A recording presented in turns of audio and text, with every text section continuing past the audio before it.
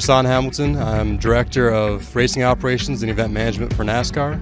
I'm also the Series Director for the eNASCAR Peak Antifreeze Series on iRacing and the eNASCAR Ignite Series on iRacing. We're here at Myrtle Beach Speedway for a test session for Zach and Max, the two champions from the eNASCAR Peak Series and the eNASCAR Ignite Series. They're testing late models in partnership with Rev Racing. Opportunity for them to come out and showcase the skills that they built on iRacing in the full-size stock car for the first time. Got in the car, got the wheel adjusted. Zach's in the car now. Get that set up for him, and be ready to roll here in a little bit. The tips we got were basically just to try and keep it on the bottom as best as possible, and that's going to be the easiest way to keep the car in one piece and just not make any mistakes. You're off the throttle for a long time. You're off the throttle longer than you actually think you need to be, but the corners are so long. If you try to pick the throttle up too fast, it's just going to either jerk the car loose or make it tight and then jerk loose. Any other questions? Nope. We'll try it, and if you have any trouble, need to talk about something, it's fine to stop. Always come off the racetrack like we did, a while ago. Yep. Okay.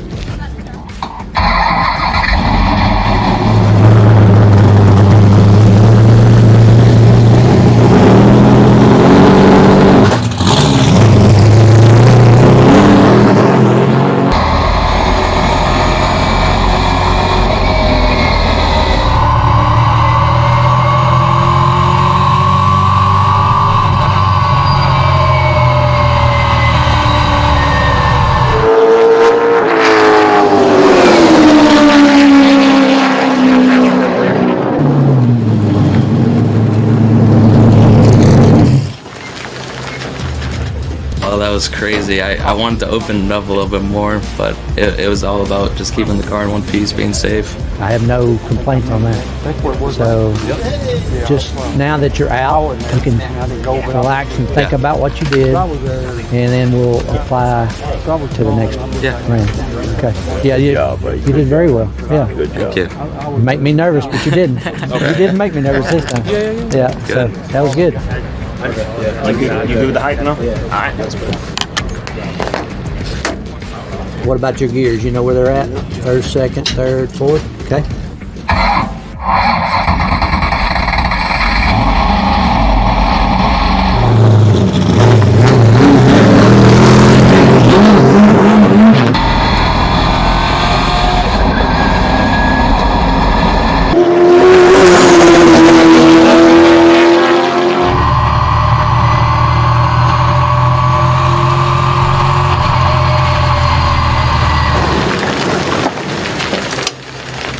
What we're telling you now is what we've told him all along. And you're doing fine. Yeah. You're doing perfect. We're just trying to help those little places to gain more. My name is Mark Greene. I work for Rev Racing. I am the driver development coach for the team. They both got up to speed fairly good.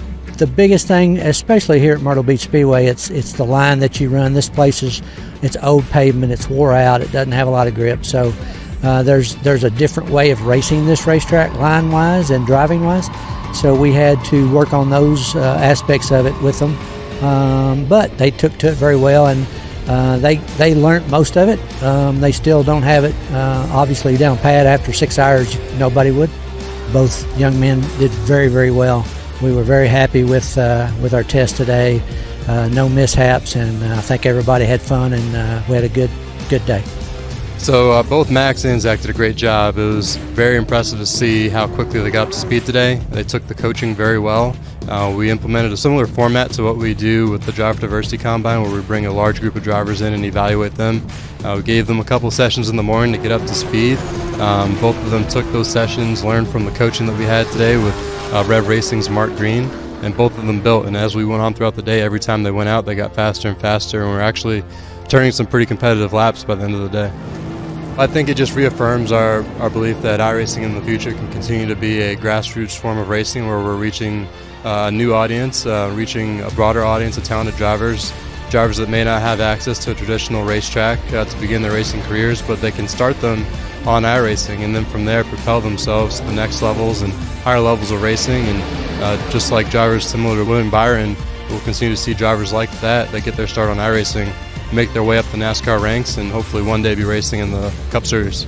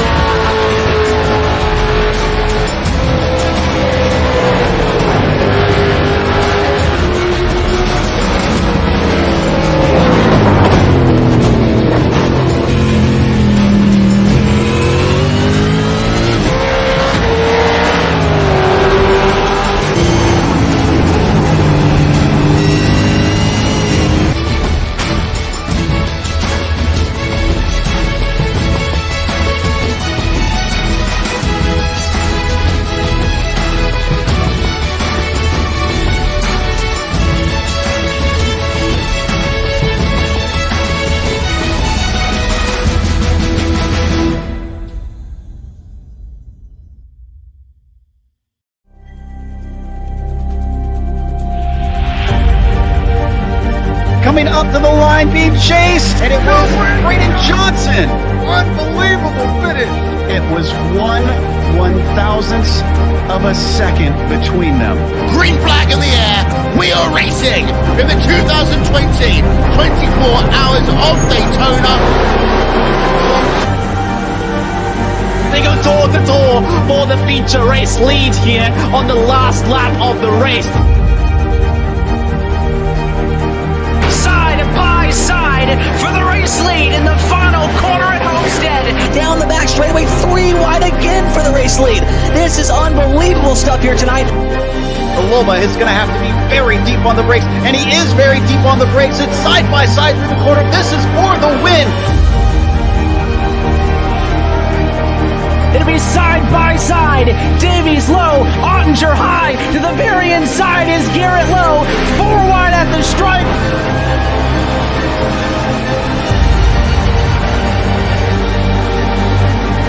For all his work here on this outside line, neck and neck. Who's going to back out? Does anyone back out? Verstappen starts to squeeze on the inside, and now he'll try and straight line it. Goes under the apron. Drag race to the line. It's so close to call.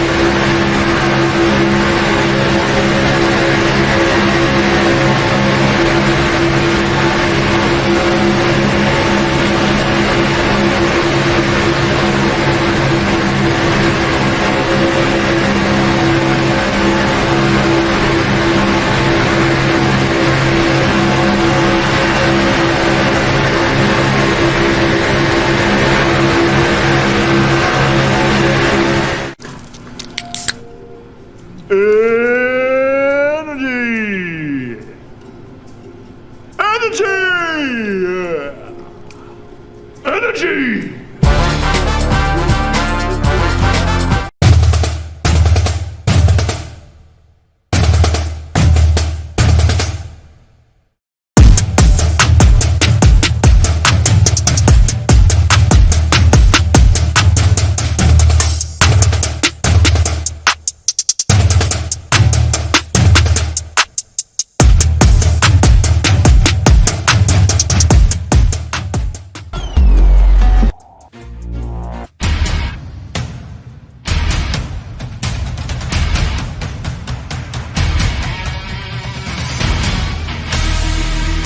Tonight from the virtual Daytona International Speedway, we say good evening, sim racing fans, and welcome to the show before the show as we get set for tonight's eNASCAR Coca-Cola iRacing Series Shootout on the eve of tomorrow night's season opener. Happy that you're with us on the iRacing Esports Network. Tonight it's myself, Evan Pasoko, alongside Randy Cheneth as we prepare for 75 laps of action, Randy, under the Florida sun. This is going to be a great preview to what we're going to see tomorrow, Evan. We're going to see these guys in their full season liveries, and it's going to be a great teaser for everybody to get an idea of what we're going to be, what we're going to get when we let them loose for 100 laps tomorrow. Yeah, 100 laps, the real deal. Of course, a little bit longer than what we saw last week in the Clash at 50 laps. Tonight will slide right in the middle there at 75. We'll talk about that a little bit more as this broadcast works on. But qualifying and all that is already drawn to a close, Randy. So just waiting on these drivers to wrap up the end of their warm-up session, and we'll take to the high banks. Yeah, a little bit of a last-minute testing for these guys before we go racing. We'll take a look at the weather, and you can see it's relatively tame conditions for these guys. Track temp, 87 degrees Fahrenheit, relatively tame. That wind, though, 10-mile-an-hour northeasterly wind is going across the racetrack, and that means for these guys, Evan, they're going to be dealing with a crosswind going through the corners, both in corners number 3 and 4. They're going to have the wind hitting the left side of the car, right side of the car through 1 and 2, and it's going to make things really interesting with the way we saw the 3-wide racing last week. Yeah, the question I think will be is it going to be as sustained throughout this event as it was that last time? Because it is a little bit of a longer race in comparison to that Clash, so you may have to approach things still a little bit differently. But I do believe that these drivers are going to be more aggressive still this evening than what we're expecting to see tomorrow night when we start to hand out the first points of those 20 races that'll make up the round in the race to the championship that'll eventually conclude later this year in November from Phoenix. But for this shootout, let's take a look at tonight's starting grid with qualified already having been completed. Here's your eNASCAR Coca-Cola iRacing Series starting grid, and Nick Ottinger finds himself on the front spot, 47-517, good enough to bring it to the pole position. He'll look to back up a win for his teammate at William Byron Esports at a Clash last week by starting down the front row with Chris Shearburn, but 6 different teams represented in the top 6 tonight. Zelensky and Davies on row 2, with Matt Busa and Logan Clampett starting P5 and 6. There's a lot of long-time names in that top 6, isn't there? And as we get down to the next 3 rows, Brandon Hayes-Cattell and Ray Alfala on that 4th row, Blake Reynolds, Eric J. Smith on row 5, along with Casey Kerwin and Jake Nickel on that 6th row. A lot of talent up here at the head of the field at Daytona, which always seems to talent seems to rise their way to the top here at the big super speedway. They tend to find a way. There's more drivers. You see Melissa McCollum in the middle there, continuing to scroll on through. Graham Boland, one of the transferees to Joe Gibbs Racing this year. He'll start on the inside of row 10. You see Garrett Lowe, Jordy Lopez, along Zach Novak, Cory Vincent. Those drivers at the bottom with your defending champ. He'll have to start kind of in packing this one from 23rd.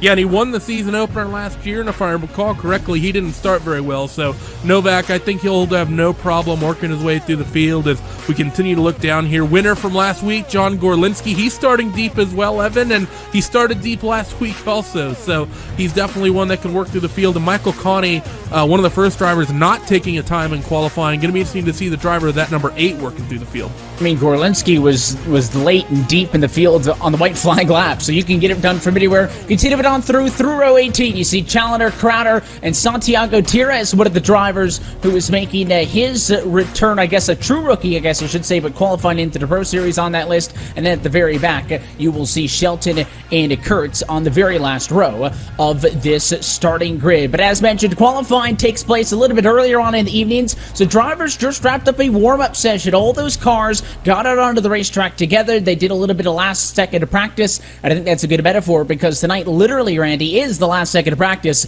before tomorrow night's main event. Yeah, I mean, you're running out of time at this point. You're scrambling to get your setups dialed in, and that's going to be the big question for these guys. Do you break out your race setup you plan on running tomorrow to test it, or do you maybe hide that and, keep that in your back pocket a little bit, maybe run something a little bit more conservative to hide what you're having? That's the big question for these guys. I'm going to tell you, though, I think if it were me, 75 laps on the board and running against this level of competition, I feel like I want to break out what I want to race to see how I'm doing, see what my tire conservation is like compared to everyone else as well. That's a lot of important data you don't get testing by yourself.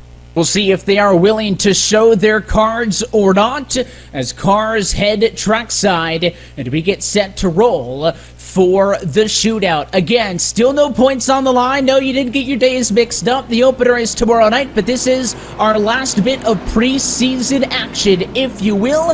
And as the field goes up and onto the banking for the first time, let's take a look at our Coca-Cola race analysis for tonight's shootout. 75 laps in length means that, again, it is a lot longer of a race than what we saw last week. Fuel window, the 33 to 38 laps means that we should just be inside of a possible one stop to go the distance. Pit road speed 55 miles an hour. You're going to have to come down at one point, either if it's under green, and we have a lot of green like we saw last week, or if there's cautions, you do have to get a boat down to that. 75 laps means we do go racing for 187.5 miles. And Randy, you mentioned Zach Novak, the defending points race winner at this racetrack, kicked off his championship campaign last year with that checkered flag in the opener.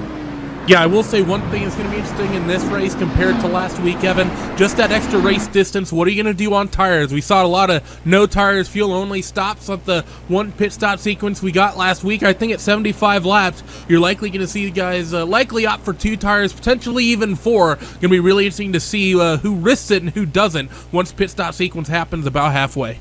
Another opportunity as well tonight to get a first look on track at a lot of the new paint schemes, new drivers altogether, but new team and number combinations. Of course, last week they were all running their neutral colors. Tonight we get a good first look at all of the fresh paint that you'll see on track tomorrow night. That being said, pace car going to dive down to the safety of the pit lane, and let's see what Nick Ottinger's got from the front row as we say, let's go shootout racing from Daytona. Green flag in the air. We're off and away.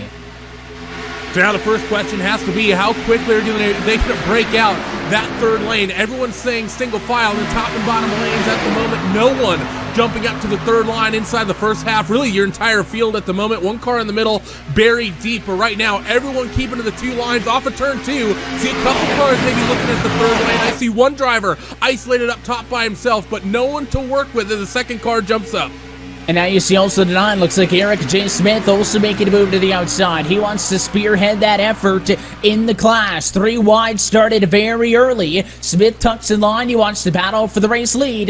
Ottinger on the inside, about a half a car length advantage over to charging Shearburn, who's got a push from the 88 of Brad Davies. It'll be close at the line, but your pole sitter does lead the opening lap of this race. 2 wide, the name of the game. Some cars making noise. Now the 90 to the outside. That's Novak. He's about 10 rows back, though. And it's important to remember here in the early stages of this event, drivers might just be trying to get with who they're trying to work with, Evan. Always a big talking point at the super speedway. I see one driver pulling off below the yellow line, checking up, trying to cycle to the back of the field, just trying to find their friends to work with here in the early stages. It's not necessarily about getting up to that third line, perhaps, and trying to go to the front. It might just be about getting up to that third line right now and trying to find your friends. That was Chris Overland going to backwards, and the only reason I know it was is he's one of the race car drivers that stayed with the same team and the same number compared to our 2019 campaign. So he didn't want to be in the mix that early. You can still see right there, very right-hand side, there's the blue and yellow entry. That's the Donnie Novak. He's trying to make the outside work, and now maybe with some help as the 95 of Casey Tucker jumps up there also. You see those 3 cars up top. They're the only ones right now really trying to make an outside line work, but we've seen Smith jump up in the 9. Maybe he'll do so once more. So we'll see if as this line gains some momentum, if anybody else is going to join that trio on the very outside. Looks like behind them, Brian LaPrade tucks in 4th, and now here they come. More cars to the outside with Alfala and Smith. That's going to nearly equal the number of cars up top and in the middle, and you see there's a big gap in that middle lane. It's only 3 cars strong right now, and you're going to have to see that Mode Motorsports car going to close up on that middle line, and here comes that top groove, and their second car in line is going to jump up top. That's Brad Davies in the 88, and we're 3 wide at the head of the field for the first time tonight. Brad Davies wants to make that a move, so it's going to be Alfala pushing Davies. The 88 car for Junior Motorsports is going to get that big run down the Daytona Super Stretch. He'll actually have the nose in front as it is 3 wide throughout this lead pack, but the push was not enough for him to clear on the middle line. Different story. Chris Shearburn goes middle to bottom. He tucks in front of the pole sitter, and he'll lead as we put lap 4 behind us in his Latardia Sports Camaro.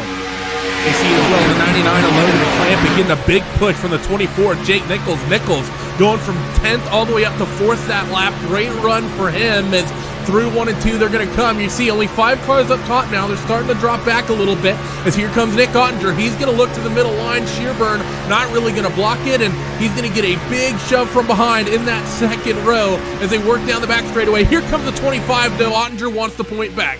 He's going to get a shove down the straightaway, and just as soon as he lost it, he snags it back. So Ottinger back to the point, was pushed through off of the Donnie to clamp it. Now does Shearburn stick around, or does he try to go right back up top and try it again? Again, it's kind of the opposite of the freeway. Far left-hand lane, you're not really going to be making many moves there. The passing lane is that right lane, which right now is the outside because it's only 2 wide at the front of the field. We got that 3 wide, and it quickly evaporated, but watch that 36. You see he's sticking a nose up to the outside. There's the transition. So Shearburn to the outside of Ottinger. He's going to get a push for the 99 while that 25 has no help from behind, and by the time that 83 Machida Zelensky gets on the bumper, it's too late. The 36 has already been pushed clear. He goes back to the race lead once more in turn 3. You know what I'm seeing tonight, Evan, that we didn't see last week? Seems like that second car in line that's on the bottom is being a lot more aggressive here in the early stages, regardless of who it is. Last week we saw these guys pretty much go 30 laps, and that bottom line was pretty stagnant. They kind of just sort of stayed where they were. There wasn't too much aggressiveness in the early phases of that race with those guys trying to jump 1 or 2 spots. Now, though, these guys are trading the lead back and forth, and the moment they feel they have an opportunity, that second car jumps up and they go for that race lead, as the 25 of Ottinger is doing right now. Yeah, once more, he'll go to the outside. Logan to clamp it, going to get the most assists on the night. There was a little bit of a bobble on that 3rd lane there. Nichols being pushed by Overland and Mullis. Another close call again, as that 3rd lane got a little bit dicey. They're going to be able to get it squared away at a turn 4, at a drag race for the lead, because Ottinger was unable to clear Shearburn down the back straightaway. And the 36 keeps the nose in. We ride on board with Brandon Cattell in the 14 car. He's 4th in line on the bottom. Yeah, and this is getting really dicey right now. I see a lot of people bobbling, lane up, lane down on occasion. Everyone is trying to keep it focused here, and I think that's why we've seen that upper line go away. There were a couple of close moments that we could have easily seen a huge pileup. These guys, though, taming it down early, knowing that it's a long 75-lap race. They just want to keep the cars underneath them. 1 car up top right now, 16 of Chris Overland, and he's all by himself, and he's about to get shuffled all the way to the back of the field, but I think that's by design there for the 16. We already saw Overland jump out of line really early in this one on the back straightaway, getting back, but obviously he rode that 3rd lane to the front and now will drop back once more. Again, these drivers can get as many full-scale tested as they can. They can run a lot of A-Open or whatever they want to try to mimic tomorrow night as best they can, but the only opportunity you're going to get to be on track with, I think, 31 of your other championship series drivers is last week and tonight. So it's a good time to see what works and what doesn't. And Again, granted, if you are running that full setup, that you'll bust out tomorrow night at 9 o'clock Eastern here on the network. The 25, though, Ottinger, he'll get a push once more. He's back down in front of Shearburn, continuing to swap for the race lead. Yeah, and this is about to get tight. The 92 of Jordy Lopez, who didn't take the start, he's by himself right now, and he's about to get freight trained. Watch that third line, and you're going to see a red car up top just get swallowed up here. Everyone sees that, clears out that third lane. Very smart by everybody, and Jordy Lopez Jr. going to be the first car to go a lap down here. But 99 to Clampett trying to get a push back up to that towards the head of the field, is actually nearly makes contact with the 36. Huge bobble up in the middle line. We're going to get a third lane pretty much by force here forming up, and that outside line just got shaken up as here comes the 83 of Bobby Zelensky. He's going to lead the middle. He got a little bit out of shape, came back down over the nose of Leahy, and it was almost bad. We saw Bull and Bale. He dove out to the outside, and he doesn't have any support, so the big loser in all of this is going to be Graham Bull, and there he is, the Interstate Batteries Toyota, only car in the third lane. No drafted help. That's a one-way ticket the wrong direction. But on that outside, as you mentioned, it is Zelensky, pushed by Clampett. A big head of steam down to turn one. Not enough to clear on quarter entry, so we'll be nose-to-nose for the top spot. Too wide, some 11 rows back. That 83 car is going to be one to watch, I think, this season, Evan. Even though he was so dominant on the road courses, and he seemed like he was a factor almost every week. Bobby coming out of 2019 with no wins on any of the ovals, and that wasn't necessarily a lack of speed. Bobby just was never in a position, I think, to win it all season on any of the circle tracks, and I think he's going to want to make that a big change here in 2020. Definitely wants to pick up a win on one of these big ovals that we have, and I think he's going to be fun to watch. He's worked his way to the front here in this one, and I think he's going to be a serious contender this year on all the tracks. Is that third line slowly trying to form back up? We got three right now representing it.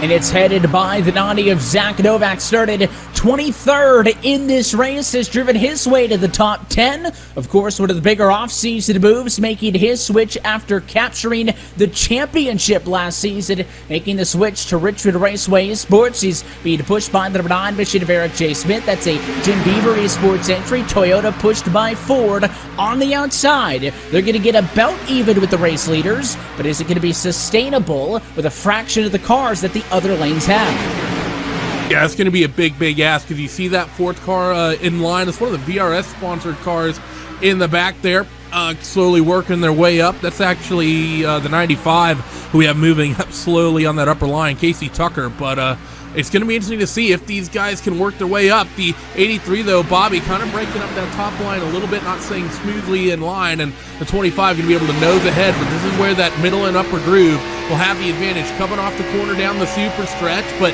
Bobby Zelensky not really able to pull clear the 25 as the 90 has a good run up top. He does have that advantage, and as the cars grow on the outside, he may have a better look. You're looking back, that was at the nose of Clampett, second to line on the middle. Now you go on board to the outside, the 9 division of Eric J. Smith, second to line, trying to push Novak to get himself through. But again, that third lane got up there. They got to that second or third row, and then they kind of died out a little bit. So looking to build momentum back up once more. And now with that 95 car in the back of Casey Tucker, maybe that strength in numbers will help them out. But you're looking at a lead pack that is roughly the top, let's say 20 cars are engaged in this 3 wide, and then it single files out from that point back. Yeah, and what's interesting here, Evan, is look at the bottom lane. It's really all one pack of cars, but for some reason the middle line is way underrepresented. We have pretty much 20 cars cycled out, stretched out on that bottom groove, and about the last 15 or 10 or so are in that second and third line. So really weird to see that the bottom line is that represented, even past the point where the upper lanes are more than clear. Yeah, certainly, and as you see, this 3 wide starts to string out just a little bit. 3 up on the outside. It looks like that middle lane has got about 6 or so, as here's another move by Ottinger, jumping to the outside. He'll get pushed by Clampett down the super stretch, plenty of speed, and he should tuck down off and into turn 3 like he's done so many times. There it is, Nick Ottinger from pole back to the race lead in this one. A handful of drivers have been able to make big moves in this one. Keegan Leahy 14th to 5th, Zach Novak from 23rd up to P8, but for the most part, you started up front, you're running up front right now. Yeah, I mean, and this is the same thing we saw last week. We didn't see anyone in the early stages really make huge headway, but you're right, Briar LaPrad's up 15 spots. Like you said, Keegan's up 10, Jimmy Mullis up 7, but most of these guys that are up near the head of the field started up near the head of the field. And Nick Ottinger, your pole sitter, he's led a good chunk of this race and continues to do so, is actually abandoning that second line and to the front. The 83 is going to try to go. The 25 gets tagged. Everyone's going to have to fan out here. Huge checkup on the bottom line. That was another big bobble by Ottinger. He hangs on, and this time Clampett pushes Zelensky. They are through to the race lead. You're seeing all of this 2 and 3 wide action, and as the battling for the race lead continues, Randy, the good news is you don't have to go find 39 other Coca-Cola iRacing Series drivers to race with you on iRacing now if you want to get 3 wide at Daytona, because for the first time, NASCAR Cup Series cars are available for AI competition on iRacing just in time for Speed Weeks with the launch of the 2 biggest super speedways on the schedule, Daytona and Talladega. You can try it today by logging on to iRacing.com. The lone car third line this time is Logan Clampett. That's a long way to the back with rocks in his pockets, if you will, as he goes the wrong direction. Yeah, and I have a feeling he's wanting to get out of this. There's been a couple moments already. There's one with Shearburn that happened a little bit that we're going to get a replay queued up for you right now, and you're going to see here this very, very close moment. You see just getting to the back of the 25 in front of him and loosening up, and that's one of the things I think Shearburn needs to be a little bit more aware about there, Evan. He didn't hit the 25 square on that bumper. He kind of hit him offset, and as hard as he was hitting him, he was always going to loosen up that 25. Very nearly a huge incident there as a result of that contact. 25 nearly getting spun around, and Shearburn nearly did it again to the 83 of Bobby Zelensky. Chris has to be careful with the way he's sucking up to the back and knocking these people in the back bumper, Evan. You can't hit them off center. That's almost a guaranteed way to send somebody around. These are not the COTs of old, and even on a straightaway with that pointed Chevy Camaro ZL1 nose, probably not a good idea to smack somebody in the back end like that if you're talking about a substantial speed difference of a handful of miles an hour. But Shearburn aggressive down on the bottom, thought maybe that was going to be Ottinger bailing on the outside, but he tucks back in line, and once again a duo of Toyotas up top. It's Novak pushed by the 99 of Clampett. You're trying to get back into the picture here. 46 sees it. Here comes Mullis to the outside, and those team cars now going to try to hook up and make a charge to the front. Yeah, and they're going to do a good job of it. So 3 Toyotas up top and trying to get around a bunch of bow ties here on the bottom. We saw a lot of representation of all the manufacturers last week, but it's pretty much been a bunch of Chevrolets out near the head of the field in the early stages. This one, the 46 of Mullis, had a bit of a run. That kind of flattens out. With just 3 cars up there, it's going to be tough for those guys to keep up there, and especially managing the engine temps, but they're going to try their hardest right now as in towards turn number 1. These 3 lanes are going to be nearly even. The bottom side, the one that's somewhat on the weak side, but you're going to see that flip-flop as they get through the corner. The shorter way around going to be the quickest way to go, as we're right on board right now with Cory Vincent currently sits in the 13th spot on that number 27 Renegade's car and trying to work his way through this field and pretty much just riding at the same time though on the bottom.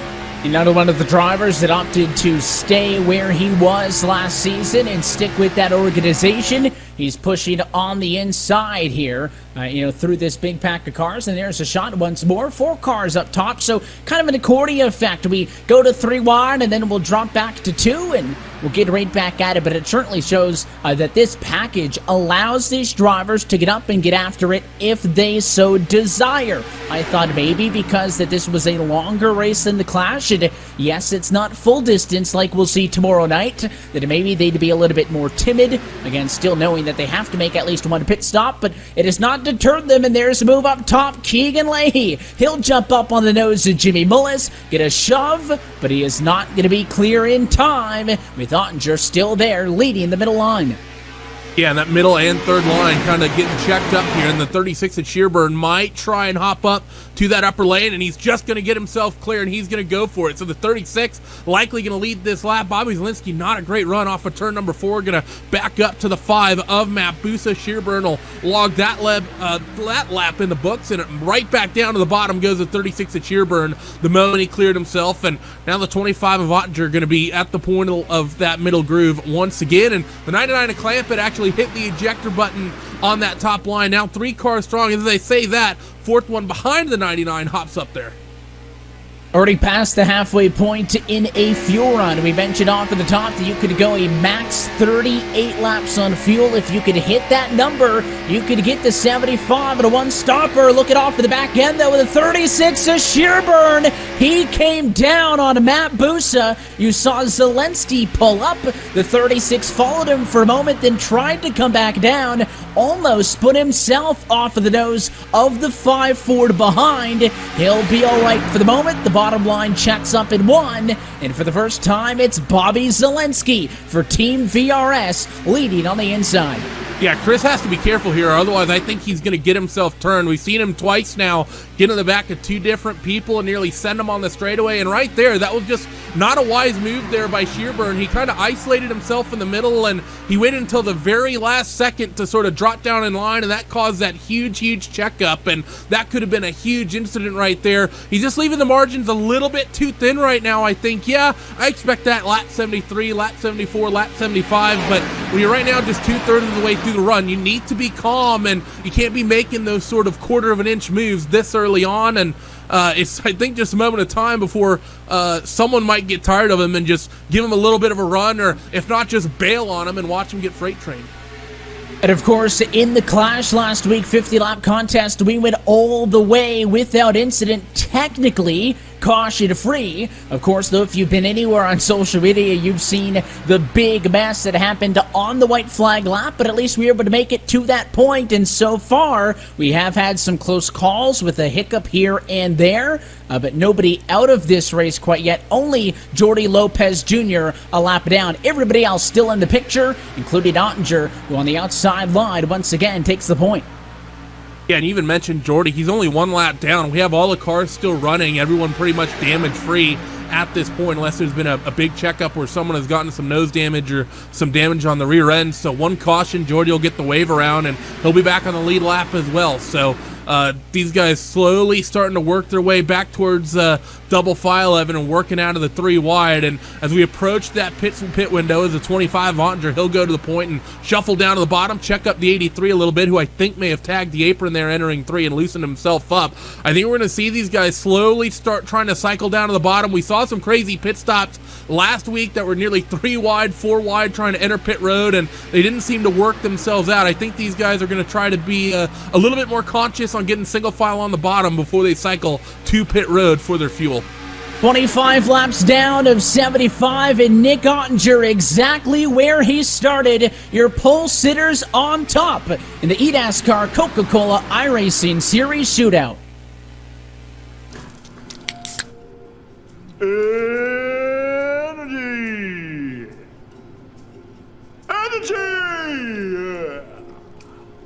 Energy! I am First, the place where it all started.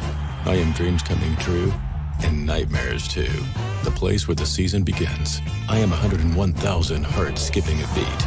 I am wide open, faster than fast, predictably unpredictable. I am the wind that beats all other winds.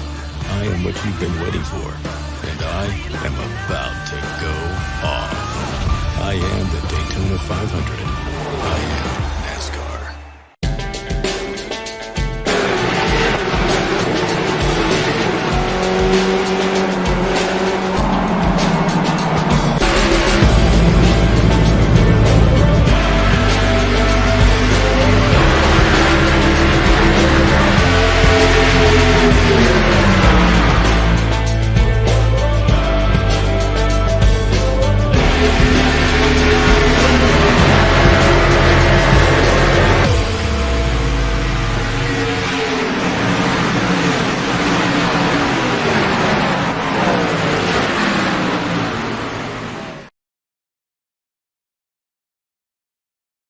From Daytona International Speedway, this portion of tonight's broadcast is brought to you by Coca-Cola, the official fan refreshment of eNASCAR. Still under green flag conditions in the shootout as we prepare for tomorrow night's Coca-Cola iRacing Series season opener. It'll take this opportunity as we approach pit stops to reintroduce you, if you will, to some familiar faces in this series that are a part of the Coca-Cola Racing family for 2020 in iRacing. The Denny Hamlin Racing drivers, along with Team Dillon Esports and Kyle Larson Esports, see their drivers in Casey Kerwin, Keegan Leahy, Blake Reynolds, and Michael Guest, and then Steve Sheehan and Bob Bryant. They will be a part of the Coca-Cola Racing family. We'll keep up to date with them all season long, and as well in this shootout, try to get things off to a very good start. Continue to watch this battle for the race lead with the 36 machine on the outside of Shearburn. He was 6th last time by the stripe, Randy, but this time through, he'll stick a nose in front. We're inside, though, 10 laps until pit stops. Yeah, we're coming up on that window soon as the 99 and the 98 close there as they work through the tri-oval. The 8 of Michael Connie's done well, by the way, toward the tail end of this run. Started this race in 30th, and he worked his way up to 9th that time they came by the stripe, but he's a lot closer to the top 5 the last couple of laps. So Connie really coming alive here as the 36 of Shearburn going to get back in line. And look at this, everyone trying to get down to the bottom, Evan. Only 4 cars currently sit in that second line, so everyone I think is going to be trying to pit here within the same couple of laps. Pit road about to be a very, very busy place. And the interesting thing we saw last week is that it was not everybody coming down a pit road together. You had to walk a line. As you see, those 3 cars still work that second lane for the moment because, well, if you come down and pit by yourself, it's going to be a lot easier. Slowing down from 200-something miles an hour to the pit road speed here at Daytona, that's 55. But you're not going to have any drafted help. That's not going to work when you blend back up. So flip that coin then. If you pit with a lot of cars, you're going to have tons of drafted help back onto the racetrack. But it is going to be super sketchy getting onto the pit lane as you go on board with Ray Alfali. He's one of those cars who has single-filed it out. You see, in fact, see the non-car of Eric Smith tucking line in front of him also. They are all ready to make their pit stop. So what we saw was about a 5 or 6 car pack was about the optimal number of cars where it's both safe to get in and out of pit road, but also having the drafting support to get there. But again, this race makes the fuel strategy more interesting because you basically got to push this thing almost all the way on that fuel range to do it on a one stop. So that may force drivers, if that actual pit window for that to be possible, Randy, is only 2 or 3 laps, we may just end up seeing bigger groups come down because of it. Yeah, you're right. It's going to be interesting to watch tomorrow night as well for the season opener because there's going to be huge incentive if you can get that extra fuel economy to just being able to come down by yourself. It's one of the big advantages on the super speedways. If you have 3 or 4 teammates while everyone is trying to jockey down to the bottom, if you can just get up to that top line, maybe save a little bit of fuel in the early part of the run, but when everyone else is giving up that upper line, you and your group go up there and slowly work your way to the front, and when everyone else pits, maybe you pit a lap or 2 later if you manage your fuel properly. Great opportunity for a lot of drivers and a lot of teams, and that's sort of what's happening right now, Evan. There's only 2 cars up top right now at the head of the field, but I see a trio about 3 or 4 car lengths back behind, and then I see a quartet behind as well. Some drivers are hopping up top and trying to jump ahead in this train before cars start coming down to the pits. You can see how strung out the cars that are single file are. It is, I mean, it looks like this lead group has been evaporated, but the top 36 the last time by were all within just 2.6 seconds of one another. It's just that the only side-by-side you're seeing is in the shot right there. It's kind of top 10, and then that second set of cars is about top 15 or so. Everybody else single file out, still in touch, but there's a good wide shot of all the cars strung out on the bottom.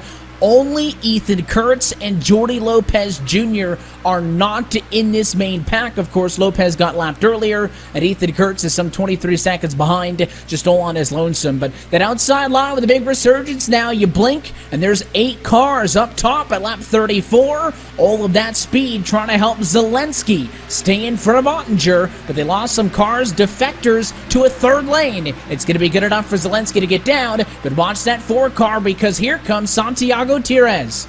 Yeah, trying to jockey to that upper lane, but they're sort of indecisive at the tail end of that second line right now. Only one car going up to the top with them. Everyone else trying to stick to the middle or cycle back into the bottom. So that third line not going to work. The 8 of Michael Koenig, though, going to get the push, and he's going to lead a lap here. Mentioned him a little bit ago, saying that he did well to work his way to the front. He now leads up 29 spots from where he started this race, and he's going to suck the 18 up with him. Those two will drop down to the bottom, and they lead here, getting ready to come off too. Now we wait and see. Do they abandon ship, or are they going to stay committed? You look at the 25 of Laundry. There's a big gap down on the inside, so Santiago Tires is going to drop down and get in line. So he certainly takes advantage of that opening, not wanting to get pitched up on the outside. Talk about big movers. Started 36th position, 7th right now, as he made that move to the inside line. Lap 35, no takers, because if you can get this far, you can only get to 70. You need 2 more laps at least to be able to get closer to that fuel number. Yeah, and that's what everyone is really pushing forward at the moment. We also saw last week, Evan, the drivers who pit early really, they lost out. If you really think about it, yeah, you look at the fact that Logan Clampett was in that group and he finished inside of the top 3, but the only reason those guys finished in the top 3 and the top 10 even, because there's about 4 of them, Zach Novak was in that group, is we got cars in the grass in the middle of the field, one car all the way down by the inside wall, and a couple cars nearly around. We're going to stay green here, but cars in the back having big issues here. I see Chris Shearburn down in the grass. We've seen him nearly get into trouble a couple of times, and something eventually bit him.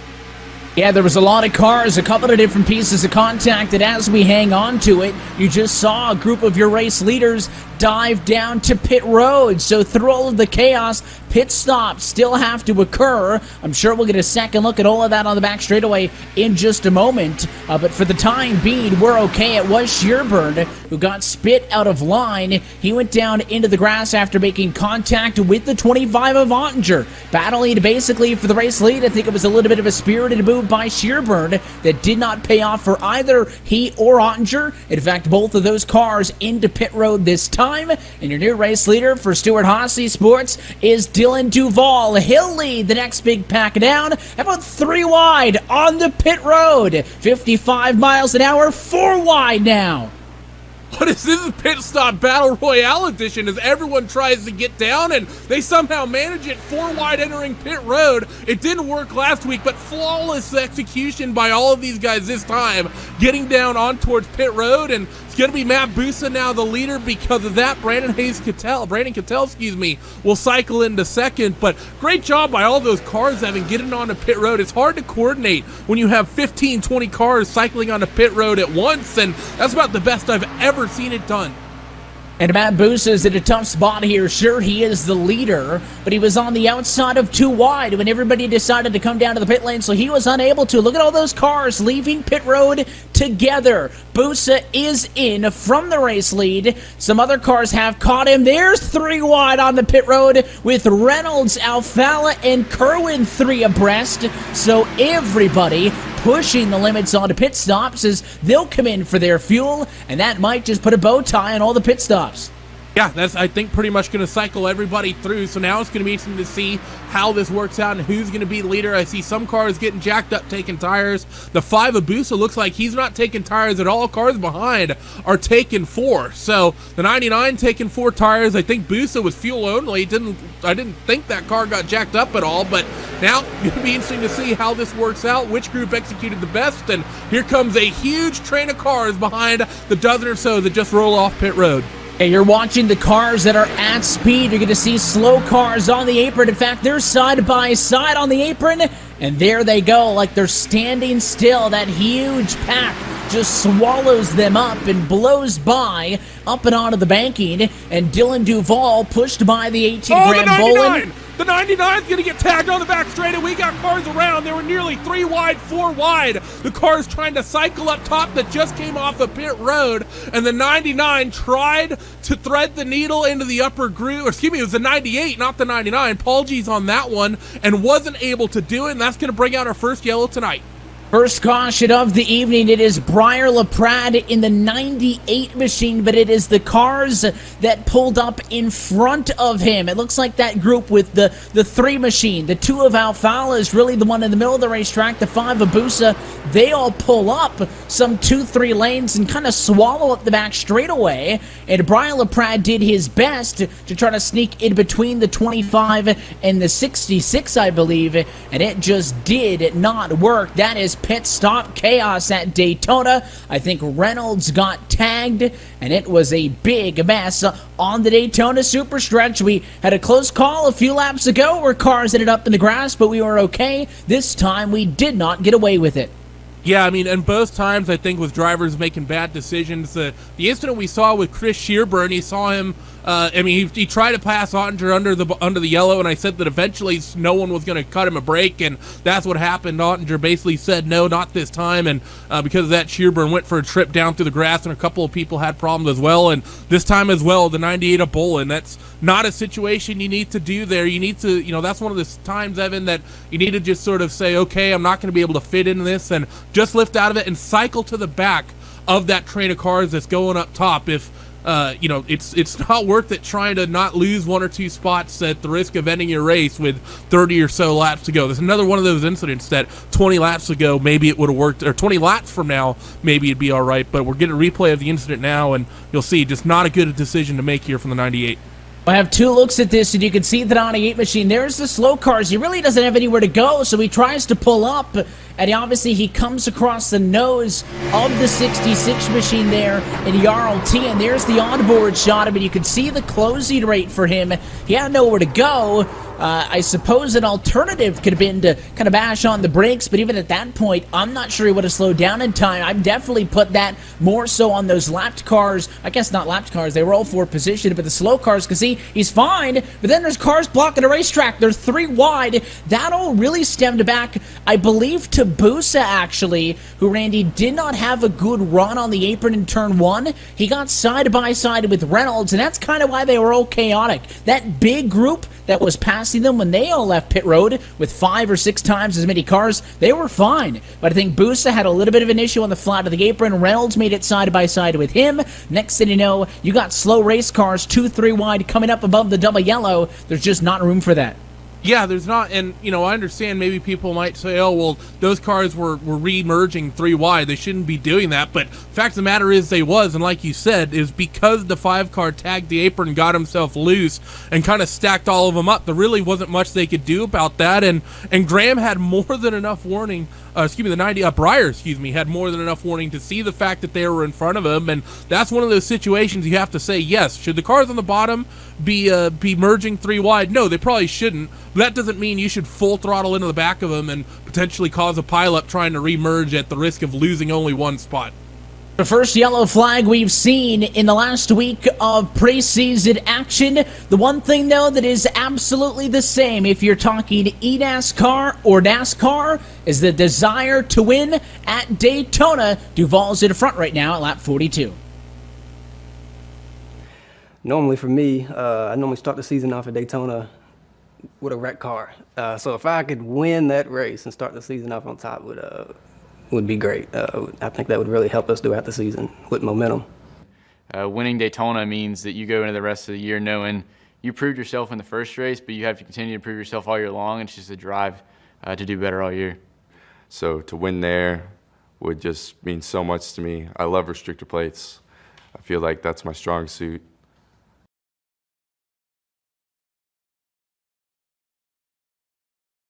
And back under caution of flying conditions, as always, this portion of tonight's broadcast is brought to you by Coca-Cola, the official fan refreshment of eNASCAR. Just taking a survey of all of the chaos in this. A couple of cars trickling down to the pit lane. I did want to update, though, Randy, that Santiago Tires and Jordi Lopez Jr. out of this race. So the other 36 cars, including the cars involved in that incident, do appear to still be on the racetrack. But lights for the moment still on top of the iRacing.com pace car as we get everything squared away. Yeah, we should be lights out, I would think, this time through. But yeah, unfortunately, that incident after such a long green flag run. But that should pretty much solve anyone's fuel problems, Evan. If you were thinking you might be close, granted, everyone made it to over halfway, so everyone should have been fine. But this is pretty much going to lock that fuel strategy in at this point. You know, from here on out, it's just keep that pedal to the metal and try to work your way forward. Safety car will come across the front straightaway now, and we should be seeing lights out, and indeed we do. So about to go back to green flag racing here in a moment as the field gets themselves stacked up. And this is a view far from the start-finish line with our Coke onboard camera with the number 3 Chevrolet of Blake Reynolds. If you're talking about a late drive up through the field, this could definitely be one if he could work with the right rear damage that he has. It hasn't stopped cars in the past. We saw it just in the clash this past weekend with the Cup guys. The damaged race car, that don't mean nothing. We'll see if Blake Reynolds can come through the field. It is Coca-Cola number 3 entry, but he will restart 33rd for this one. At least up at the front of the field, a reset will show that it is Dylan Duvall taking the lead. Graham Boland's going to be on the outside of the front row. Randy, Eric Smith, Keegan Leahy, and then Michael Conti, the top 5. Yeah, and of those names, Conti was the only one we really saw in that lead group, isn't it? Everyone else kind of, just checking into the top 5, top 10, but we saw Michael in the later stages of that green flag run make great headway. It was as people were cycling down to that bottom line, prepping for pit stops. Overland, he was up near the top 5 in the early stages and kind of checked down and went to the back of the running order to get out of cycle. But everyone else, a lot of new names we haven't seen up front yet today. The 97 of John Gorlinski, though, winner from last week, restarting 8th here. Going to be fun to watch how the 97 can do on this restart. Of course, Dylan Duvall driving this season with Stewart Haas Sports. They just announced today on that quarter panel of that race car that they were partnering with Abruzzi Racewear USA to be one of their partners for this season. Let's see if he can get that car some TV time up front. Pace car down and in. Race start with still 32 laps to go from Daytona. Green flag back in the air, and it'll be a tight pack up through the gears to turn 1.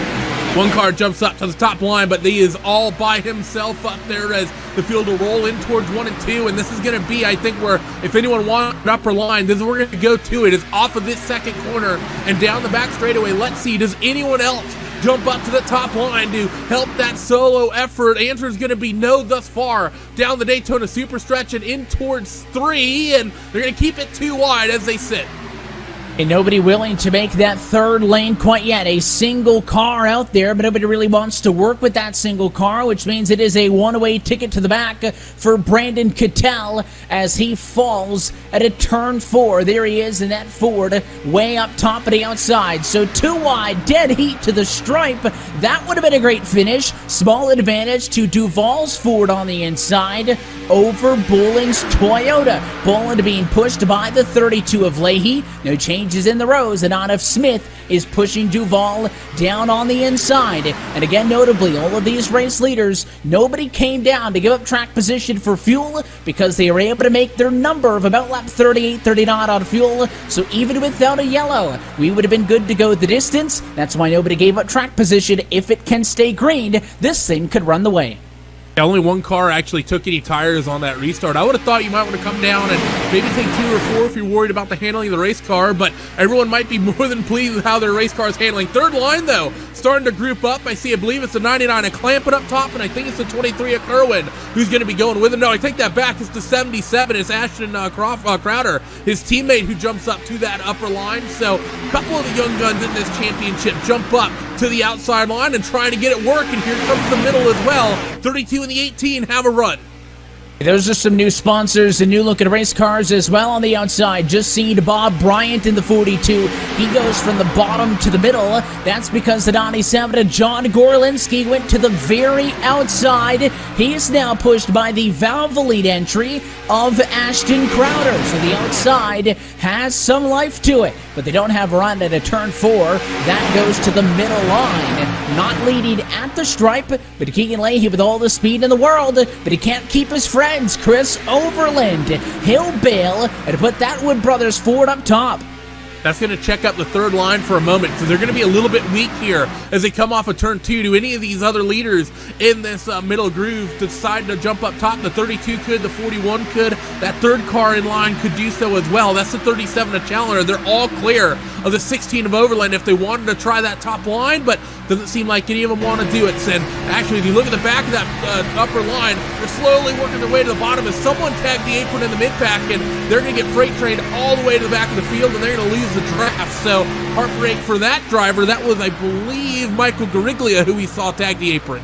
There is a bit of separation now outside of that main shot. You can see something kind of skitter-scattered too wide throughout the field. But this 3 wide up front stays pretty condensed. Overland made that move when the outside had all the momentum. And after he made the move, it went away. It's just Overland, Gorlinski, and Crowder right now in that third and very outside line. But there are a couple of pairs of teammates close-ish to one another. See Clampett looking to the inside of the 37 of Challenger. So Challenger's going to go up to the outside, the JTG race seat entry. He now leads the outside way as it's Clampett pushing Bryant second and first in the middle line.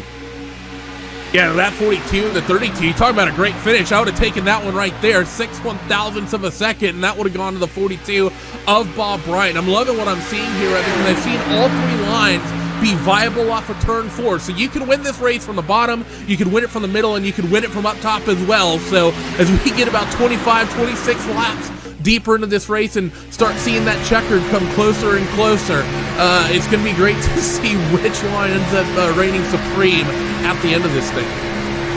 And that is all granted that this thing can stay somewhat orderly to the end. Look at the 32 up at the front of the field. Keegan Leahy made a move up to the outside, and he was not all the way clear. Came across the nose of Bob Bryant and had a pretty big wiggle. He's able to hang on to that race car, but you want to talk about trying to play both fields, because again, we talked about this earlier, the bottom line's not really that passing lane to Randy, so if he just sits down there, he's never really going to make anything up. So he tried to work both lanes there. It looks like it didn't work out for him now as Bowling to Pole's in front, but I think leading that second line is a very good position to be in. The problem is, this time by will take those 25 laps to go.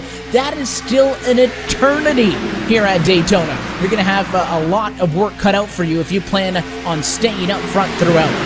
Yeah, I'd say any of these drivers in the top 15, even maybe top 20, have more than a valid opportunity to win this race. The 32 is going to lead into the stripe here, but you don't want to be overly hard on yourself at the moment. We're going to see the 21, Garrett Lowe, jump up to that outer line of the 32, trying to sort of chop and check the efforts of the 42 behind him. I think Keegan Leahy just wants to hold where he is. I don't think he's too worried about getting a big push to the head of the field just this moment and trying to clear the 18. But as I say that, he's kind of set himself up nicely, and he might get clear of the 18 here. Does Keegan take this opportunity? Yes, he does. So there's a foot going in my mouth after saying that. But this upper line, been kind of interesting, Evan. It sort of crops up, gets to the head of the field, and then quickly dies out. We've not seen that third line kind of form up and be there for a super long stage of the race or for a super long time like we saw last week.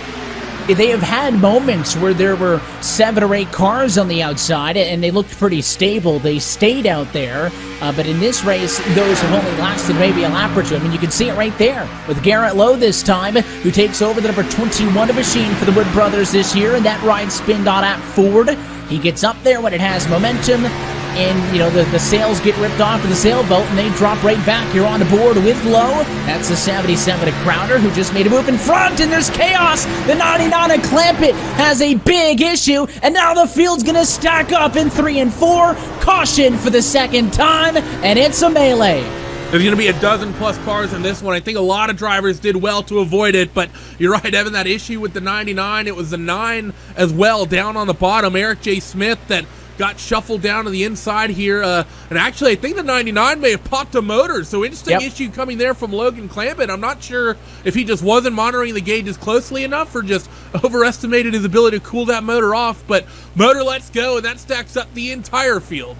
And I'm not sure how much this relates back to what was happening earlier, Randy. Again, Bob Bryant had just kind of pulled up with the 99 not that long ago, but early in this race, Logan Clampett pushed like 4 or 5 different cars in a row to the lead. So he has been, having that nose tucked up behind a car for the better part of the evening, but that one kind of came out of nowhere. Normally drivers, they see those gauges blinking red and, you know, they kind of pull out at the last second, or there's some sort of indication, but he was riding in line, not even on the bumper, a couple of feet of space in between, and that engine just popped. And of course, the first couple of cars were able to make it around. The problem was, I believe, as you mentioned with Eric Smith, he dove down to the apron to avoid it, and when he came back up, he forced everybody else back up the hill. He actually hit Conti into the 25 machine, and it was on from there, and a big mess that kind of comes out of nothing.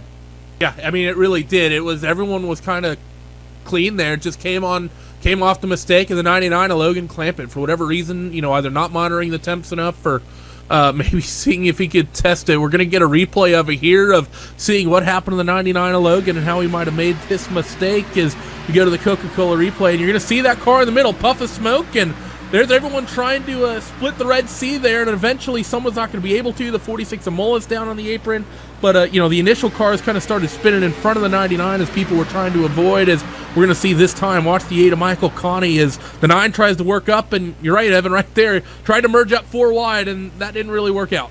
It was a good move initially for Eric Smith to go to the apron, obviously to not just drive into the back of Clamp, but the problem is, well, you're not going to make the turn at Daytona on the flat at 180 miles an hour. That's why the bacon's there, to help the cars turn, and I think even at that point, Randy, he could have just locked that thing down. It still wasn't going to turn, so the only chance he had was to try to just sneak back up and onto the banking to make the corner. The problem is, with all the shuffling having gone on up top with him, they were 3 wide when he pulled up, and we have not seen 4 wide until that very moment, and it just did not work. And that's a ton of chaos, again, that develops in the blink of an eye. We were 2 wide, everything was fine, talking about running into the final 25 laps of this shootout, and now you've got a bunch of torn-up race cars at the front of the field. So expecting them to maybe give up their track position and hit the pit lane. Of course, it's been a few more laps on the tires, so maybe, as you mentioned on the last yellow, some cars towards the back may come in for fresh rubber anyways, but some of those damaged cars not coming down pit road. Let's take a second look at that incident with the number 6 car of Nathan Lyon. Check out his perspective. Working the inside line here. He's in line behind Brad Davies. There's the smoke from Clampett. He can't really see anything. He just sees cars shuffling. He holds the bottom. There's the contact in front. And there is contact there with Gorlinski. That car picking up some right front damage that is certainly going to hinder him and his Roush Fenway Racing entry. Yeah, I'd say in the grand scheme of things, he kind of ended up okay there. You know, got a good idea of you completely blocked there. At that point, you're just completely relying on your spotter telling you where to go and hoping and praying, able to sort of avoid the initial checkup, and then just some scraping damage on the right-hand side of that Ford Mustang number 6 car. I think that car will be all right, but yeah, it's going to have a little bit of damage on the right side of that thing, Evan. It'll be interesting to see how that car is affected. It could be worse, but it could also be better, and, you know, he opts to not come down to the pit lane. He's just fine. So Lyons going to restart at 9th. I was surprised that Eric Smith opted not to come down to the pit lane either, because of course he was the one that came up onto the racetrack, so he has the right side damage. Looks like he's got some back end damage on his Big Green Egg sponsored Ford. That was another one of our new sponsorship announcements just today on Twitter, and the folks over at Jim Beaver Esports keeping everybody posted with that. That's why we alluded to the top of the night, all the different numbers, the debate schemes. It'll be a learning process for both all of you at home and for us at the booth, trying to identify with all of these different cars. So, those damaged cars trying to get around the racetrack is one thing, but the cars up front, different story, because that is Keegan Leahy in the Direct Force Pro Toyota leading this race. One of the Denny Hamlin Racing drivers, of course, new team to this Coca-Cola iRacing series this season. Not only did that team join the fray, but also did we see Virtual Racing School, Kyle Larson Racing, William Byron Esports joined. So 5 new teams joining the series. Of course, that means with 20 teams that all 40 of our drivers represented officially this year as the lights go out on top of the pace car. And I think we've got to restart with about 19 to go. Yep, going to be inside of 20 laps to go, so a bit of a currently 1 and 2. The number 42 from Kyle Larson Racing Esports representing that second spot. So front row, entirely new teams. Great to see here as there's some familiar names in the rows behind. You got the Joe Gibbs Racing entry of Graham Boland, and you got the 41 car as well of Dylan Duvall from Stewart Haas Esports. So good representation of the up at the pointy end of the field, Evan, of some of the new teams we've had come in, as well as some of the ones from last season carrying over. Yeah, and I mean, everybody inside of the top 4 right now are not drivers that we saw in that specific order, because of course Graham Boland was not driving that number 18 machine for Joe Gibbs Racing last season, because he is a rookie for it this year. We are standing by with Logan Clampett, who drops out of this race in the closing laps. Logan, saw the engine pop there. What went wrong? I was the whole race there on the front row when I was pushing someone. I reached like 290 easily, 288, and I had no issues. I mean, I had some left front damage there, but I got onto Bob and right away turned red. It's really hard to cool off these cars, and I got to 286, and I don't think I've ever blown up at 286 before, but it happened tonight. So it's just something to just to remind yourself, I guess, for tomorrow, just to keep yourself cool in that yellow, I suppose, for oil pressure, and just hope for the best and not lose a lot of track position. Well, the good news is, through all of that, is no points lost over the course of this race, and hopefully that team can take those notes and figure it out for tomorrow, because no points on the line quite yet, but tomorrow that would be a lot worse of a way to kick off. Green flag back in the air at Daytona. Saw it there on the split screen. Big thanks to Logan for chatting with us as he drops out of this shootout with that second caution flag of the afternoon. It is Dylan Duvall, though, up top, pushed by Bob Bryant with a 5 of Matt Busa. He'll go bottom to top, and they've got a lot of speed in turn 4 as they look to play for the race lead. Yeah, look at that bottom line. That bottom groove is way slow at the moment, and everyone's trying to get to the middle line. I don't know if there's a lot of people who don't like the people down on the bottom or what, but no one wants to run up against the yellow line. The 41 of Dylan Duvall, he'll go to the point. The 42 of Bob Bryan will take the point of that second line in the middle groove as some cars start fading back down to that lower line. But that was kind of a weird restart. Everyone wanted off of the yellow, and now they're trying to get back down to it. And normally the inside is kind of where it's tried and tested. Everybody hangs out, but in this case, the outside were the ones that needed support. And listen, Dylan Duvall's not going to complain. The 41 tucks right back down there atop of the 32 Leahy, and he'll lead at lap number 58. This is the onboard shot with the 32 machine, second in line on the inside. That's Keegan Leahy, the driver out of Halifax, Nova Scotia. Dead heat with those cars up top, and a little bit of pinching going on through that triangle with Bryant and Busa kind of leaning down on these cars. We haven't seen a ton of that tonight, even in the 3 wide. When things were under control, drivers were giving space. Expect that to get less and less as this race progresses. There's Duvall once more sliding to the outside to try to block that line.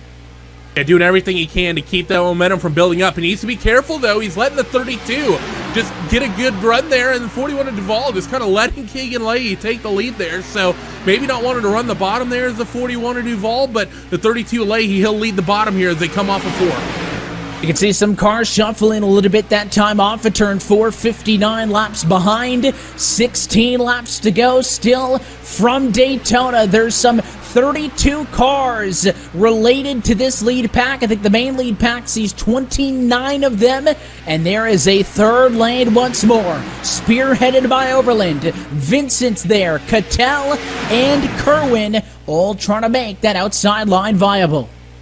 Yeah, are we finally going to see that outer line become strong? Look at the run the middle lane gets. The 41 and the 42 both clear the 32. The 42 opting not to jump down there of Bob Bryant, but Dylan Duvall will say, thank you very much. I'll now take the lead of this bottom line, and that's going to check up the middle and bring that upper lane into account here. Now the 42 decides he wants to make that lead move, and he's going to do it leading that bottom line now. Maybe great decision there from Bob Bryant to realize that not only could he clear the 32, he could potentially clear the 41 after he dropped down as Duvall pushes up a little bit, nearly gets into the 5, and then nearly turned to the 42 as well.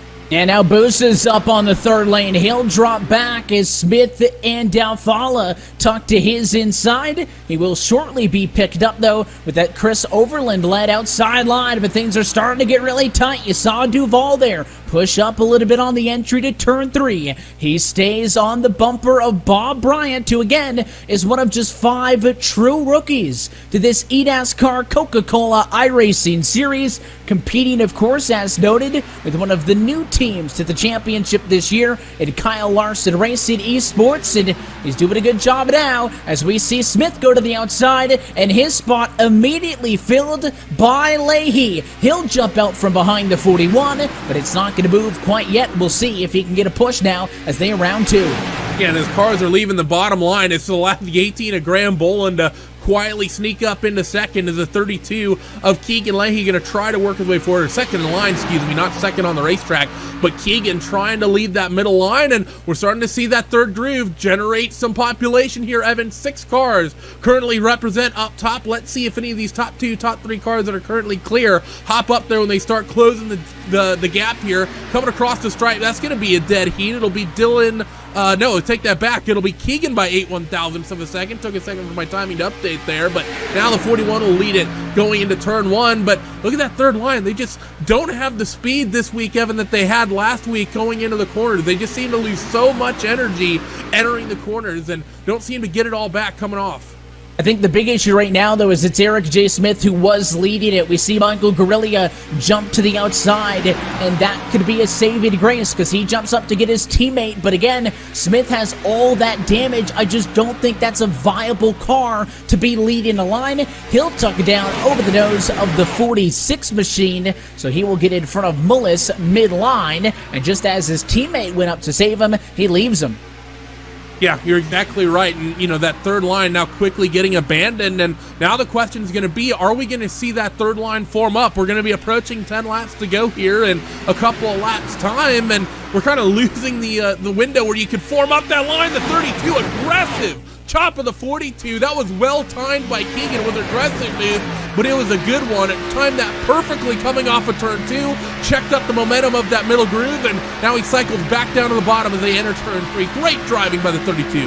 That shot shows you right there that Dylan Duval is on his bumper. There is no longer that little bit of grace. There's no space in between these cars. They're pushing from quarter entry to exit most of the time. And when that space goes away, those small bobbles, it doesn't even have to be something that's initiated by contact, just any sort of movement into the corner, up 2 feet, down 2 feet, you no longer have that space to get away with something like that. This next time by, as we roar down the super stretch again, we'll see 10 laps to go in the shootout, side by side into 3. It is still Leahy on the bottom, Bryant on the outside. A lot of cars up in the mix here, started deep in the pack, but have been able to work their way through what is now 65 laps completed.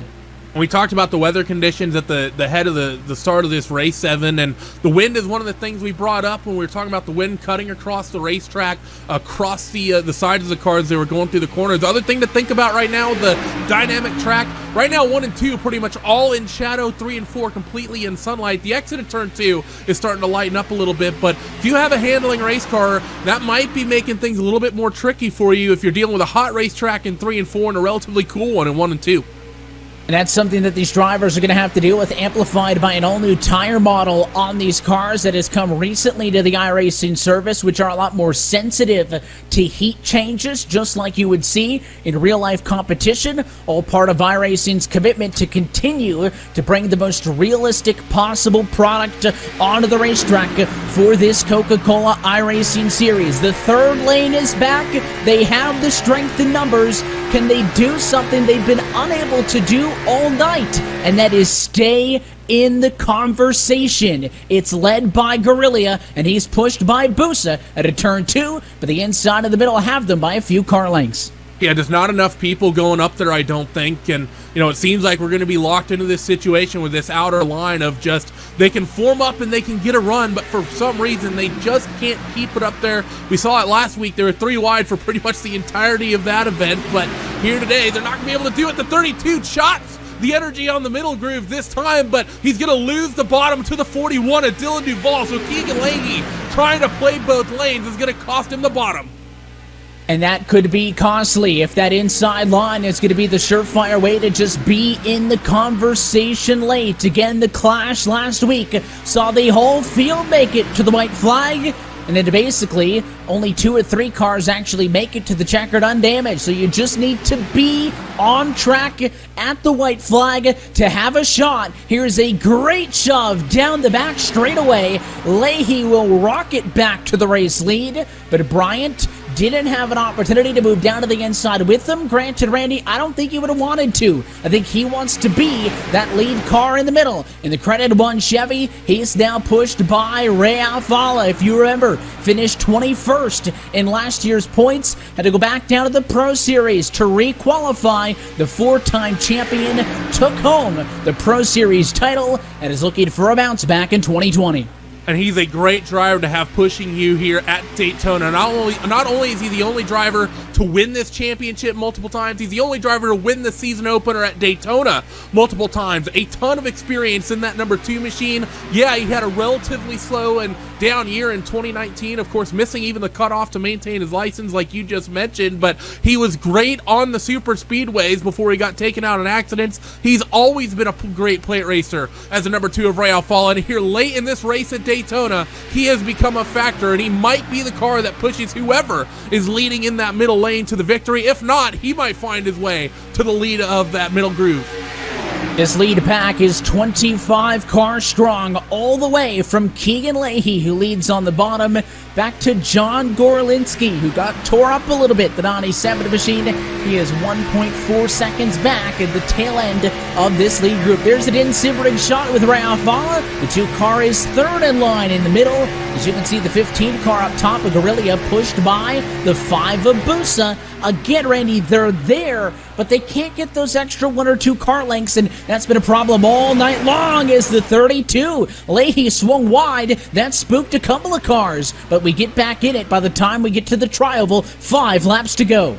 Yeah, the 6th and 8th in line, he actually checked up as they were working through the tri-oval. He went down below the yellow, not trying to make headspace, but he thought that something big was about to happen, and he wanted to get himself a little bit of clear asphalt out in front of him. But that 3rd groove trying to make a late charge here, the 42 trying to hook up with the 32 and push him clear the 41. I don't think they're quite going to get there before they get to turn 3. Actually, they might, and actually they will. So Keegan Leahy is going to drop down the bottom. We ride on board with the 3 of Blake Reynolds. You see him on that middle line about 4 or 5 cars deep at the moment. Blake just sort of riding. He can't really do anything at the moment with the many cars ahead of him and outside of him that he has to deal with. 4 laps to go this time. Keegan Leahy will lead this trip around the racetrack as that outside line is trying to make one last hurrah here. I think if the top groove dies off here, Evan, I don't think it's forming back up. It's very easy to see that 3 machine Reynolds in line, that red and white Coca-Cola entry 5th in line on the bottom. You're right, he's got nowhere to go. There's cars, 2 lanes of cars on his right-hand side. He's kind of boxed in on board with Cory Vincent. He may have an opportunity because he's the 3rd car in line on the outside. I mentioned Guerrilla and Busa, then it's him. There's the onboard shot with him. Doesn't look that nervous, but I guarantee you the heart rate's getting up. 72 of 75 going to be complete this time by 3 laps to go at Daytona. Is it gonna make the distance? Bryant still leading the middle line. He's been unable to get back even with Leahy for a few laps since he pushed him to that point, and there was a lot of side drafting going on last lap. That 15 of Greg, the last trip around the racetrack, leading that upper line. He came across the start-finish line in 9th. Michael has to get some headway here and maybe get one of those cars that are in the first 2-3 rows of that middle groove to jump up with him. Trying to get a little bit of space here, trying to work his way to the head of this field as they're going to be approaching 2 laps to go this time. He's going to pull up along even with the 2, but they're going to lose the momentum this time through 3 and 4. Keegan Leahy trying to get clear of the 42 to cut off the momentum off of turn 4. Not going to work this time, and the 42 of Bob Bryan will get the head of steam and might be able to lead this lap coming to 2 laps to go, but that upper line, they need something right here, right now. And Matt Busa actually grazed the fence going into turn 3. It stunted the momentum for the outside. He's back, and now he's pushing. So once again, Leahy leads the bottom, pushed by Duval. Bryant leads the middle. He's shoved by Alfala. And the outside, a couple of car lengths back, is led by Guerrilla with a 5 of Matt Busa on his bumper. Lead pack still 25 strong as it's a dead heat for the inside and the middle. The outside has been unable all night long to make the extra step. Leahy's led the last couple of laps in a row, but can he lead the most important one this time by? There's a move by Davies to the outside. It's the white flag presented by iRacing. They were separated by 1/1000th of a second this time. Everyone's trying to set themselves up for the move that'll win them this race. Through 1 and 2, the bottom 2 lines are going to stay even. Brad Davies up top doesn't have the head of the steam through the corners, but coming off, here comes that 88, a big push from the 15. They're going to be even 3 wide entering turn 3, and who's it going to be in the last mile and a half of this race? Davies has the nose in front, but he's not going to be able to clear. Davies high, Bryant in the middle. It's Leahy on the very inside. 3 wide out of the final corner. They're going to wreck. Davies gets tagged. Leahy hangs on. Contact at the stripe and on the bottom line. Is it enough? Yes, it is. Dylan Duval for Stuart Haas steals the shootout at Daytona. Just a little bit of aggression there. The 5 of Matt Busa thinking of making it 4 wide for the first time tonight. Caught the 15 of Michael Gariglia out. He wasn't expecting the 5 to look to that 4th lane, and that causes a huge pile up there coming to the finish. And Dylan Duval and Keegan Leahy. Keegan wheeling that thing the entire time. Second place, 200ths of a second off the 41 of Duval sideways as he came across start finish. But Dylan is going to win the last prelim race here before we get to the season opener tomorrow. And Dylan Duval, great run from him. He was the second car in line, boxed in, and we will get a look at this in just a moment. But the 32 machine saw Bryant with a run. He moved up to kind of challenge him as Bryant was moving back down the hill to do the same. And all that did was leave Dylan Duval open on the inside and all on his own. And as he celebrates on the front straightaway, this winning moment is brought to you by Coca-Cola, the official fan refreshment of eNASCAR. Yeah, I think he's a little bit happy, don't you? We know that he's won 1 race in this championship at Indianapolis, and that was a few years ago. Been a bit of a dry spell for the 41. As we're going to get a replay of this finish as they were coming to the checkers, and you're going to see here through 3 and 4, completely blocked, nowhere to go, but that's quickly going to change as he comes off of turn 4. Yeah, the contact's going to be all from behind. You'll see a small residual of it as they start wrecking right there. He gets out of shape. He ended up on the bottom of the racetrack. And next thing you know, it's basically a clear shot because Leahy goes up the hill into Bryant, and all he had to do was stay on the inside line. And just like that, he wins in this shootout after looking like he was going to be the driver who was going to be an assist to the eventual race winner. Just as we saw last week, it is last lap chaos. This time, they made it to that short shoot to the tri-oval, but they still wrecked a bunch of race cars, and Dylan Duval ends up on top. Let's take a look at our eNASCAR Coca-Cola iRacing Series full race results tonight from Daytona. The official margin of victory, 0.027 seconds for Duval. He is able to squeak it out atop Keegan Leahy and Bob Bryant, who come home second and third. We'll try to talk with all of them in just a moment. And you see the rest of your top 10, Randy, some of the few cars that made it through the chaos. Yeah, there weren't very many of them, and a lot of them, I think, even if they were in the chaos, they still finished well. Ray Alfala in 4th. He was tied up in that incident. He still manages the top 4 there, and a couple other drivers as well finishing well. Phil Diaz, where did he come from? I think avoiding that incident gets himself up into 9th, and Graham Bolin will be the one rounding out your top 10. As once we get down into the top 20, a lot of the drivers that were up near the head of the field at different phases of this race, you're going to see them here. Matt Busa, the notable one at the bottom of this list, Evan. I think he was coming to the stripe in 9th, and one of the drivers arguably the cause of that, and he cycles and lost a lot of ground coming to the checkers. Second half of the field will be 21st through 30th as we continue to look at your full race results tonight from Daytona. Again, these were still cars that were able to limp it home. Some notable names that were in the picture. Brad Davies, he was leading the outside. Cory Vincent, those were cars in the conversation. And it just goes to show you that the positioning with one to go doesn't mean a whole lot. If this was tomorrow night, that would be a big point swing for a lot of those names in those final 2.5 miles. Yep, and then you get to the bottom here towards the tail end of your top 30. A lot of names that were caught up in the earlier incidents. CC Yarltine, Briar LaPrade, Challenger, Zelensky, and the like. And rounding out the 38-car field today, a lot of the drivers that really had terrible days. The likes of Garrett Lowe, Santiago Terres, Ottinger, Conti, Clampett, and Jordy Lopez Jr., who finished this laps down. So regardless, most of your field finishing relatively well and on the lead lap tonight, Evan. And I'd say that was a great preview to what we're going to see tomorrow. And we are now going to take that second look at all of the chaos on the last lap of this race from Daytona. Again, looked good. There was a lot of contact in the back straightaway, but it all kicks off right here as the field cycles out of 4. The contact is going to be there. It's Davies who gets tagged, and when he comes down, that's how everybody else gets taken out. Some of the cars going to the grass, including that 90 car right there, to try to avoid the contact and to get through. That dive to the grass was enough to lock Zach Novak in to a P11 finish. But for the cars up front, again, it was really just those 3, Bryant, Leahy, and of course your winner Duval, who weren't totally collected. Of course, Bryant did end up in the wall after the contact with a 32 car coming to the start finish. Yeah, and you mentioned the fact that not all of them were collected. Some of those cars were collected coming to the finish. The 32 of Keegan Leahy, he had a little bit of contact with the 42 trying to merge back up after that incident. So it was another incident similar to what we saw last week, where pretty much everyone was involved in that crash. Only the 41, like you said, though, was the only one who completely missed out, I think, on that accident. Everyone else was either trying to take avoiding action or was otherwise caught up in it.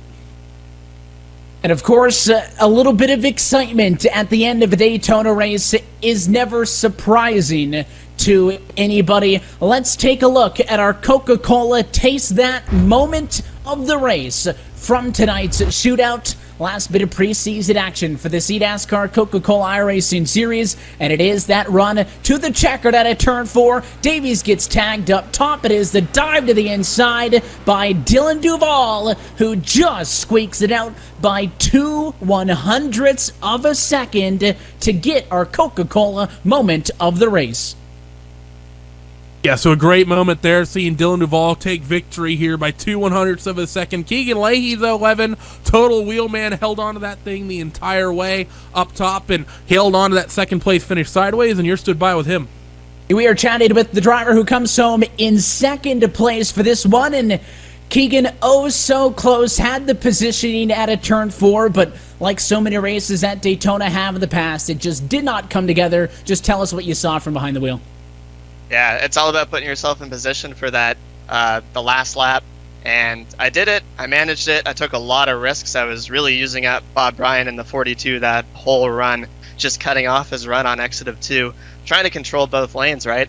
And yeah, exit of 4, it just got kind of crazy right before the finish. I saw Dylan was going to try to cut that tri-oval, and he was already to my inside, so I had to come back up on the track, and when I did, I just didn't see that Bob was really close to me, so I used just a little bit too much of the lane and ended up getting into him. That cost me the win. That probably cost Bob second or something, so a little mistake there. I'll know for tomorrow.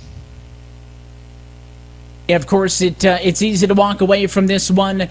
You take the P2, and it's a good result and a good showing for you and the Denny Hamlin racing team. I know you would have liked to have gotten the checkered flag, but it really all matters tomorrow for the season opener of this 2020 campaign. What else, if anything, have you learned, not only tonight, but over the last couple of weeks in these testing and these special events we've done, getting the whole field together to get yourself as prepped as possible for that opener?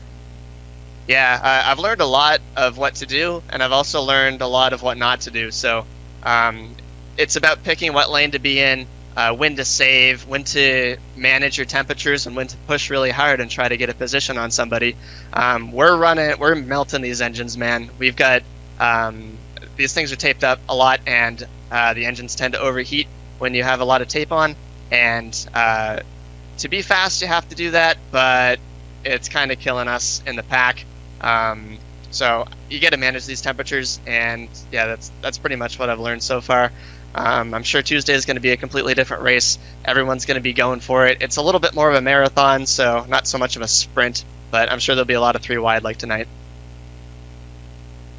Good showing for you and the team. We look forward to seeing if it works out tomorrow night. Continuing to move on down the running order, Randy, Bob Bryant was the topic of conversation at that interview. He and Keegan Leahy were the ones fighting for the race win to the checkered. He ends up 3rd in tonight's race, and you're with him. Yeah, driver the number 42 Kyle Larson Racing eSports car. Bob, it was a great run from you. You started deep 28th and found yourself up near the head of the field in the late stages. Tell me first, how stressful was it getting through that pack for about the first 60 laps of that run? Yeah, I mean, everyone was kind of slicing and dicing. My typical approach to these races is kind of the chill and let people sort themselves out, dodge a wreck, that sort of thing for the first run of the race. And I think there towards the end of the first run, everyone was kind of getting in line to pit, which helped us out, and hit a good pit stop. Got kind of lucky with the yellow. We had enough fuel to make it to the end and stay up the front. So learned a good bit for tomorrow, and yeah, happy with the result. So between the clash last week and the shootout tonight, we've had a couple preseason sort of teasers of what we're going to see tomorrow night for the season opener. What do you think about you and your competition? Have you guys you think most everyone's been running the sets that they're probably going to see tomorrow, or do you think everyone's probably running a sets that keeping a tenth or so off the stopwatch? No, I think people have been trying different things for sure. Who knows ultimately where that nets out, but I think for the most part, everyone's been pretty close to where we're going to be at. The draft is a great equalizer at Daytona anyways, so I think you're probably going to see tomorrow a lot like what you saw tonight and in the last clash, which is great. I mean, we've been 3 wide and clean and green the entire time, so it's been awesome racing, and really looking forward to getting the season started. Well, thanks for joining us, Bob, and congratulations with the 3rd place finish, and good luck to you in the season opener tomorrow. But man, Evan, this is 2 kind of preseason test races we've gotten, and they both delivered great finishes in both. And of course, once tomorrow night's season opener is wrapped up, a lot of drivers consider round 2 on the calendar to be the actual official start to the season, and it is coming your way from Fontana, California, and the virtual Auto Club Speedway, Randy. One of 2 mile, I guess you should say, D-shaped ovals. We'll see Michigan later on this year. Nobody forgets the incredible result we saw last year. Eric Smith getting the win. Of course, he'll look to maybe back that one up. And Dylan Duvall, the race winner from tonight, can he get a points win as he heads out to Fontana? You want to talk about some of the commitment these drivers, Randy, are making to be in this series. He only was able to get his sim rig set up, not a camera for us tonight, because his apartment is flooded. Still didn't miss the shootout and got a checkered. Yeah, that's pretty much a nightmare situation to have your apartment flooded and to have to throw something together. I mean, in the recent years, some of the lengths these drivers will go to not miss races. I've heard of people setting up rigs at friends' houses, or even just meeting up with other people in the community, maybe not anyone they've ever met before, and just running with them and running at their house or their apartment. So great commitment, though, from Dylan. Hopefully he can get us the full setup tomorrow, because that 41 looks really strong, and I think he's going to be a big factor going into the race. A lot of laps have been put down at Daytona in the last 2 weeks, but it is time to move on. Dylan Duvall, your winner tonight for the World Center of Racing in the shootout, as we look forward to the season opener tomorrow night, 9 Eastern, right here on the iRacing Sports Network, as we kick off the 2020 eNASCAR Coca-Cola iRacing Series. We'll see you then.